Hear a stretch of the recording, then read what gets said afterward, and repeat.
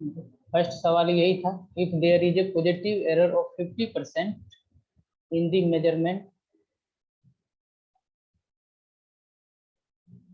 Measurement of velocity of a body, find the error in the measurement of kinetic energy. ठीक है, 100% right answer. Time नहीं लगना चाहिए इसे सॉल्व करने। काइनेटिक एनर्जी में पूछा गया कि क्या होगा, तो काइनेटिक एनर्जी का हम फॉर्मूला जानते हैं। काइनेटिक एनर्जी बराबर होता है हाफ एम वी स्क्वायर। ठीक है, तो यहाँ से इसको फ्रैक्शनल फॉर्म में delta K E divided by K equal to delta M divided by M plus 2 delta V divided by V. ठीक है, ओके। और यहाँ पर क्या दे रखा है, if there is a positive error of 50% in the measurement of velocity. Mass के बारे में नहीं दे रखा है। अब देखो, जिसके बारे में नहीं दे रखा है उस चीज को हमें क्या करना पड़ेगा, जीरो करना पड़ेगा। ठीक है, तो इस टर्म के बारे में कुछ दे ही नहीं रखा है डेल्टा एम बाय एम के बारे में, तो इसे हम जीरो ले लेंगे। ओके, तो यहाँ से अब क्या कर लो, delta K E divided by K E equal to 2 times delta V by V. इसी में 100 से मल्टीप्लाई कर दो दोनों तरफ, 100 से। और ये वाला चीज क्या दे रखा है हमें, वेलोसिटी के साथ जो एरर है वो 50% का वेलोसिटी के साथ है, तो ये वाला टर्म कितना है हमारा, 2 इंटू 50%। तो हमारा जो काइनेटिक एनर्जी में percentage error in kinetic energy आ गया, वो कितना का गया, 100% का। ठीक है, यही आंसर है पहला। सर कुछ दिख नहीं रहा है सर। मास कैसे जीरो हुआ? मास के बारे में कुछ दे नहीं रखा है ना, मास के बारे में। If there is a positive error of 50% in the measurement of velocity of a body. ठीक है, और पूछा गया find the error in the measurement of kinetic energy. Mass के बारे में कुछ बोला ही नहीं गया, तो हम मास का एरर लेकर चलेंगे ही नहीं। ठीक है, तो हम मतलब मास के मास तो हम मास का एरर लेकर चलेंगे ही नहीं, क्योंकि मास के बारे में नहीं बता रखा है। तो एरर किस में, एरर सिर्फ 50%, किस में, वेलोसिटी में, तो हम सिर्फ वेलोसिटी को लेके चलेंगे। ठीक है, जिसके बारे में गिवन हो बस उसी को लेके चलना, बाकी जो नहीं गिवन है उसको जीरो लेके चलना, उसमें कोई एरर नहीं है, मास के अंदर कोई एरर नहीं है। ओके, क्या ये एक बार फिर से समझा दीजिए। ओके, काइनेटिक एनर्जी का फॉर्मूला क्या होता है, हाफ एम वी स्क्वायर। ठीक है, इसको फ्रैक्शनल फॉर्म में लिख सकते हो, बोलो, लिख सकते हैं ना। लिख तो सकते हैं डेल्टा सर। के E divided by K equal to, जैसे हाफ है, हाफ कांस्टेंट है, इसका तो कोई नहीं आएगा एरर। ओके, फिर मास m को कितना लिखेंगे, डेल्टा m बाय m। अब यहाँ पे क्या हो रहा है, मल्टीप्लाई, मल्टीप्लाई फ्रैक्शनल फॉर्म में क्या हो जाता है, एडिशन के फॉर्म में होता है। तो ये क्या होता है, वी स्क्वायर लिखा हो तो वी स्क्वायर को क्या लिखेंगे, 2 delta V by V. Okay, अब क्या करते हैं, दोनों तरफ हम 100 से मल्टीप्लाई करते रहे, और हमें क्या गिवन है, delta V by V into 100। ये वाला टर्म हमें कितना गिवन है, 50%। ये बताता है कि हमारा ये जो लेफ्ट हैंड साइड में ये बता रहा है हमारा कि एरर इन वेलोसिटी जो कि हमें गिवन है प्रॉब्लम में, वो 50% गिवन है। तो इसके जगह, और मास के बारे में कुछ नहीं गिवन है, तो मास के बारे में हम क्या एरर लेंगे, जीरो एरर,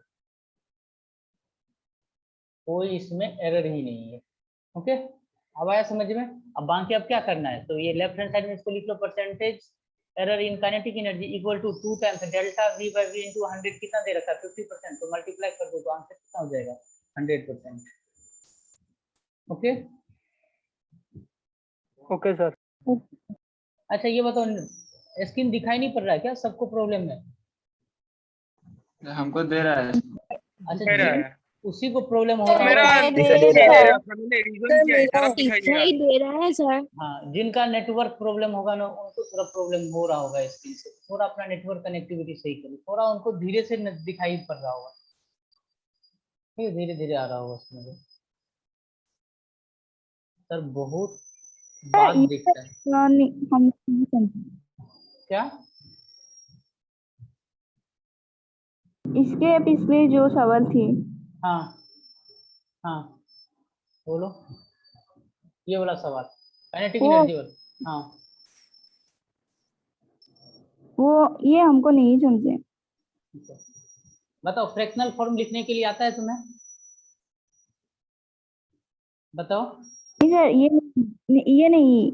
और एक था ना वो, ये नीचे वाला, अभी तो एक ही सवाल हमने लिया ना, अब ये सवाल आ रहा है तो अब इसे सोल्व करते हैं। ओके, होमवर्क में मिला था ये। और कौन सा सवाल, अभी पहला सवाल ऊपर गया, ये सेकंड सवाल है, होमवर्क का थोड़ा डिस्कशन चल रहा है। ये सर। ये समझ में नहीं आया है ना सर? क्या? सर पहला Yes, वाला sir. क्वेश्चन कांस्टेंट हो जाएगा क्या सर? क्या कांस्टेंट हो जाएगा? मास? एम। नहीं नहीं, वो जीरो लेकर चलेंगे, फिर कांस्टेंट लोगे तो आपको जीरो भी एक टाइप का कांस्टेंट ही होता है। अब मान लो अगर तुम यहाँ पर 1 लिखोगे वो भी कांस्टेंट हुआ, 2 लिखोगे वो भी कांस्टेंट हुआ, तो फिर इसके साथ ऐड करना पड़ेगा ना, इसको जीरो एरर बोलेंगे। ठीक है, जो चीज गिवन नहीं है डाटा में मतलब वो जीरो एरर है, सिर्फ वेलोसिटी में हुआ है। सर हाँ हाँ सर ठीक है।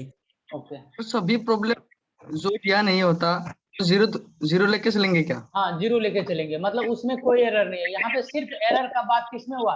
काइनेटिक एनर्जी, काइनेटिक एनर्जी का फॉर्मूला आना चाहिए तुम्हें, ठीक है, बहुत बेसिक है, पता होगा। काइनेटिक एनर्जी के फॉर्मूला में, फॉर्मूला तुम्हें पता है, हाफ एम वी स्क्वायर होता है, और सिर्फ वेलोसिटी के बारे में दे रखा है, मास के बारे में कुछ नहीं बोला गया, तो मास को हम जीरो एरर लेकर चलेंगे। ओके, अब जैसे अगला सवाल देखो। तो सर इसका मतलब तो कांस्टेंट ही हो गए सर। क्या? Delta M by M equal 0 हो गए, एम का हाँ। मतलब तो कांस्टेंट हो गए। मास, मास का, हाँ तो उसमें कोई एरर ही नहीं है, ठीक है, उसमें कोई तो एरर ही नहीं इसीलिए है, तो कांस्टेंट हो गए सर। हाँ तो एरर को हम काउंट नहीं करेंगे।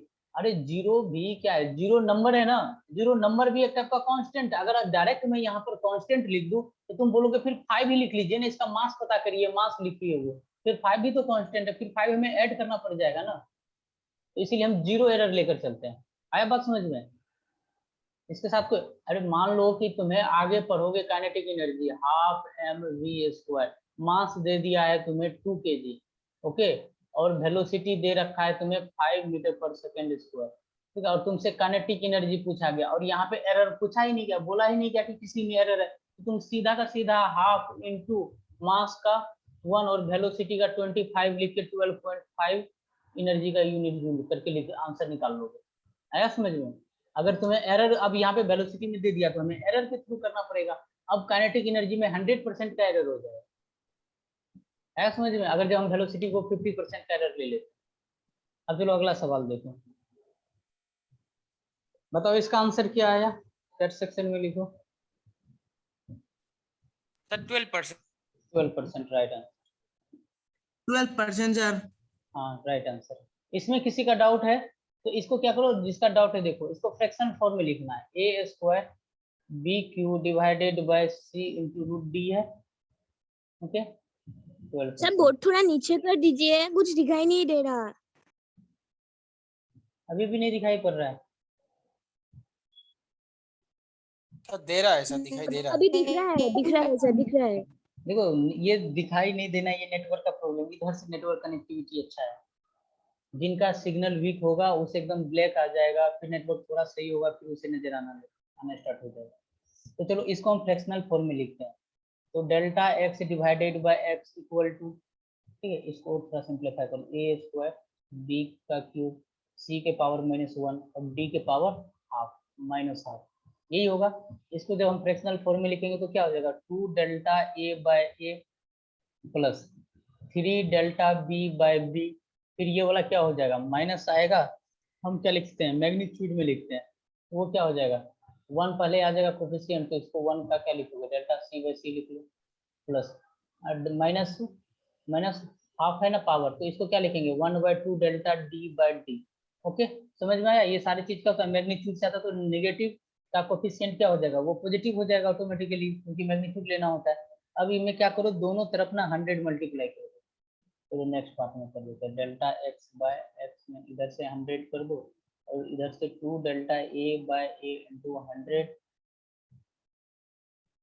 Plus 3 into delta B by B into 100, दोनों साइड में हम 100 से मल्टीप्लाई कर दे रहे हैं, delta C by C into 100 plus half of delta D by D into 100, ठीक है। अब देख लो वैल्यू क्या दे रखा है, क्या ए बी सी डी के ऑर्डर में है, और मेरा भी लिखा हुआ ए बी सी डी के ऑर्डर में है, तो ये देख लिया करो, ये नहीं एकदम डायरेक्ट वैल्यू लगा दी। फिर अब हम लिख सकते हैं 2134, यहाँ पे कितना है 2%, यहाँ पे मल्टीप्लाई क्या होगा, ए के चेंज है 2% का प्लस 3 इंटू बी में चेंज कितने का है 1% का मल्टीप्लाई 1%, फिर प्लस सी में चेंज कितने का है 3% का, तो 1 सी में आ गया 3% का प्लस हाफ ऑफ डी में कितने का है 4% का 4%, ये ना 2134 ठीक।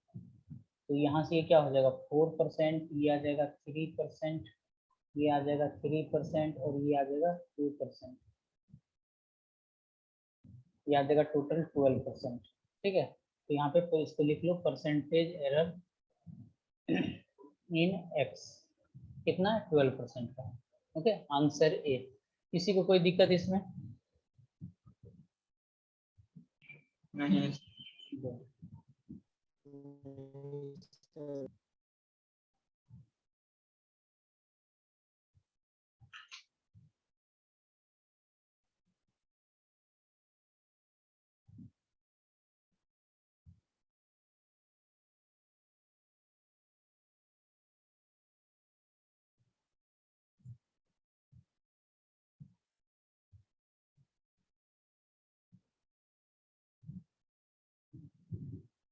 चलो यहाँ पर क्या दे रखा है, what is the percentage error in the measurement of time period of A pendulum. बता सकते हो time period of A pendulum क्या होता है? P इक्वल टू क्या होता है time? 2 pi root L by G। हाँ 2 by root L by G। Root L by G. ठीक है, ये होता है। अब आगे क्या दे रखा है, the maximum error in the measurement of L and G. ठीक ना, तो एल में दे रखा है कितना हमें delta L by L into 100, इसमें कितना दे रखा है 2% का, और जो जी में दे रखा है एरर, इसका क्या मतलब हुआ delta G by G into 100 हमें दे रखा है कितना 4% का। तो अब इस टर्म को क्या कर लो, इसको फ्रैक्शनल में लिखो। क्या लिखोगे delta T by T equal to 2 pi क्या होता है कांस्टेंट होता है, उसका तो हम नहीं लिखते हैं, और यहाँ पे इसको सिंप्लीफाई करके लिख सकते हो एल के पावर हाफ और जी के पावर माइनस हाफ।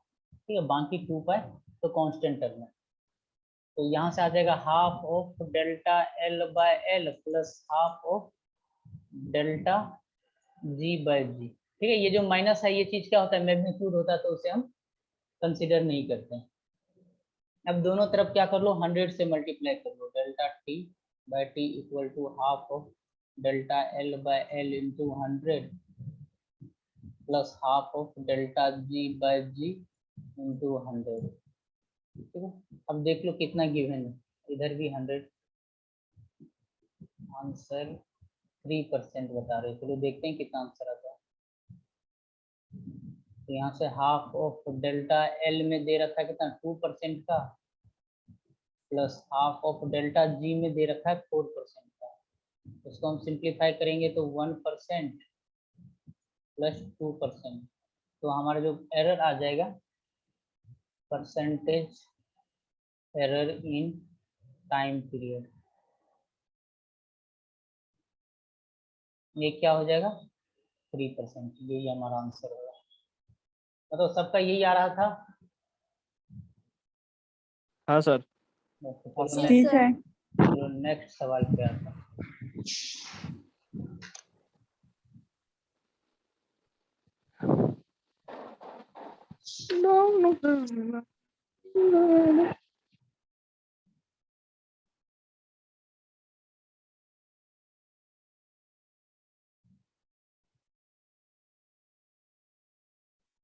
ठीक,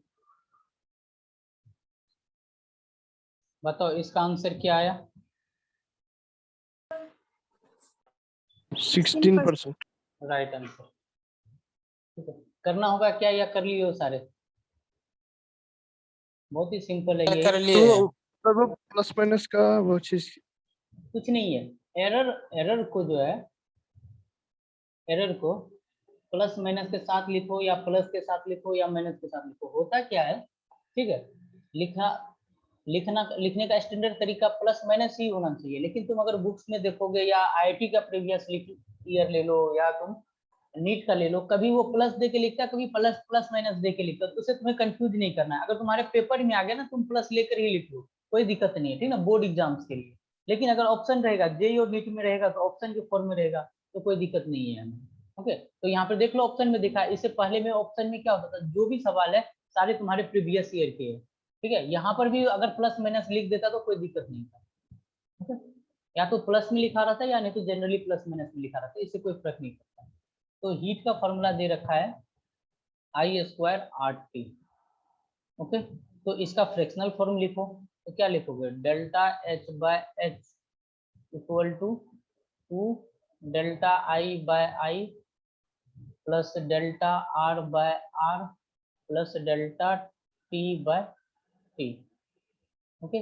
दोनों तरफ 100 से मल्टीप्लाई करो, डेल्टा H/H इधर भी 100 से equal to 2 times of delta I/I into 100 plus delta R/R into 100 plus delta. Sir, presentation is not clear, sir.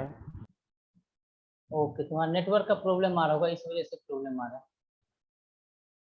ठीक है।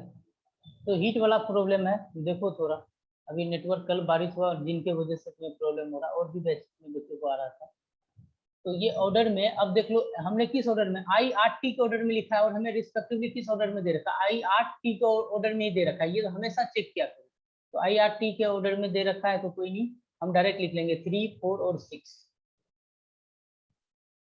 2 इंटू 3% I में प्लस R में कितना है, R के साथ देखो मिडिल में है 4%, 4% प्लस 6%, ठीक है। बताओ ये कितना आ जाएगा, 6, 10, 6, 4, 10 और 10, 6, 16%, ठीक है। ये हमारा 16% होता है और ऑप्शन में प्लस माइनस में दे रखा है तो कोई बात नहीं, हम एरर प्लस माइनस में ही लिख लेंगे लास्ट में, एरर इन हीट, ठीक है। वो आ गया प्लस माइनस 16%। अभी तुम्हें कहाँ से ये हीट का फार्मूला आता है नहीं आता है इस पे नहीं जाना, बस हमें सिंपल पूछा जाएगा वहां पे फार्मूला होगा, नहीं तो हमें रिलेशन गिवन होगा कि H=I² RT होता है, परसेंटेज एरर बताइए, ओके। चलो अब नेक्स्ट सवाल पे आते हैं।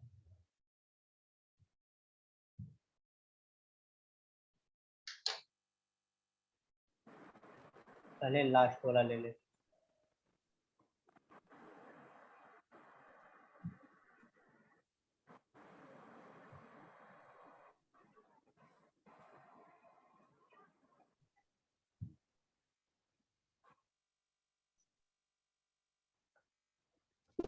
चलो इसका आंसर क्या है, पहले आंसर बताओ sir. Sir, 4%. Okay, 4%. Sir, last वाला. हाँ लास्ट वाला, सर लास्ट वाला 7%। हाँ सवाल चेंज हो गया, Sir, last वाला 7% आया. 7%, Sir, last वाला 7% आया. ओके। सबका 7% आया। Yes, sir. अच्छा ये बताओ तो सारे लोग Yes, sir. होमवर्क का सॉल्यूशन क्यों नहीं सेंड किए, सबको करना चाहिए ना। 20 ओनली 20 स्टूडेंट का आया, तो सारे सॉल्व भी क्या करें, क्योंकि जब तक प्रैक्टिस नहीं करोगे तो चीजें समझ में नहीं आएगा। फिजिक्स को जितना सवाल के थ्रू करोगे उतना ज्यादा बेटर समझ में आएगा। चलो अब सवाल पे आते हैं, R=V/I है, ये ओम्स लॉ के थ्रू आता है। तो क्या होता है ओम्स लॉ जानना भी इम्पोर्टेंट नहीं है, तो इसको हम फ्रैक्शनल फॉर्म में हमें निकालना किसने, R में निकालना है ना, तो इसको हम R=V/I⁻1 लिखेंगे, ठीक है, ओके। तो इसको फ्रैक्शनल फॉर्म में कैसे लिखोगे, delta R/R equal to delta V/V plus delta I/I, यही लिखोगे, ठीक है। अब बताओ यहाँ पे हमें R में पूछा ना, तो हम डायरेक्ट क्या लिखेंगे, डेल्टा R/R, इधर ना हम 100 से मल्टीप्लाई कर देंगे, तो इधर डेल्टा V/V और 100 से इधर भी मल्टीप्लाई कर दो, प्लस डेल्टा I/I इसमें भी 100 से मल्टीप्लाई कर दो, ओके। अब हमें तो लेफ्ट हैंड साइड R में तो निकालना ही है, ठीक है, तो इसको रहने दो। और डेल्टा V/V, अब यहाँ पे देखो V जो लिखा हुआ है, V क्या लिखा हुआ है, V equal to 100 plus minus 5 लिखा हुआ है। इसका मतलब क्या है, ये वाला जो V है, ठीक है, ये वाला जो V है ये रियल वैल्यू है, इसको हम V ही बोल देते हैं, और ये वाला जो V, ये 5 है, ये क्या है हमारा डेल्टा के साथ में, ऐसे ही लिखते हैं ना। और यहाँ पे हाँ। हाँ, और जो फिर उसके बाद करंट है, इसका मतलब करंट 10 है और इसमें एरर होने का चांस, प्लस माइनस होने का चांस हो सकता है कि 9.8 हो, इसका मतलब ये हुआ, नहीं तो 10.2 हो।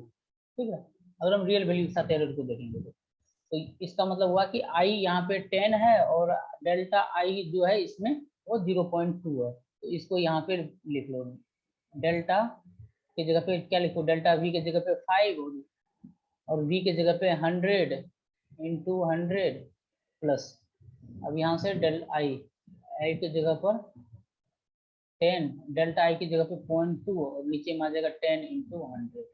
ठीक है, इसको सिंप्लीफाई करो, ये कितना आता है।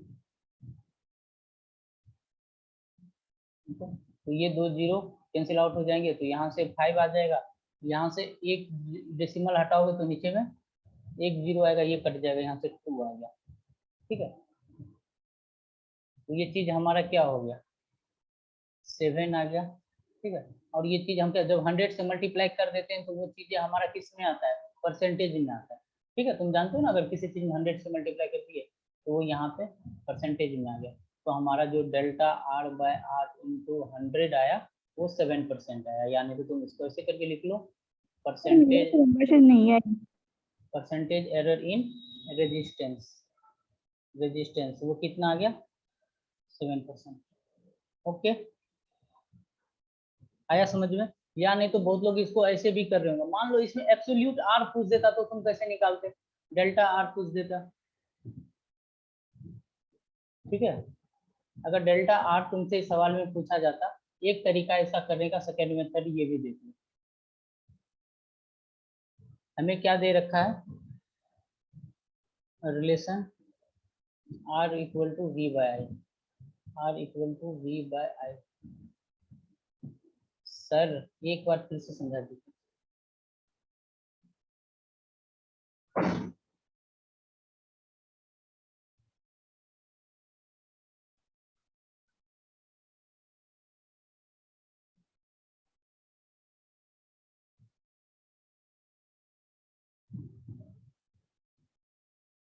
चलो स्क्रीन दिख रहा है ना सबको, सही से आवाज सुनाई पड़ रहा है?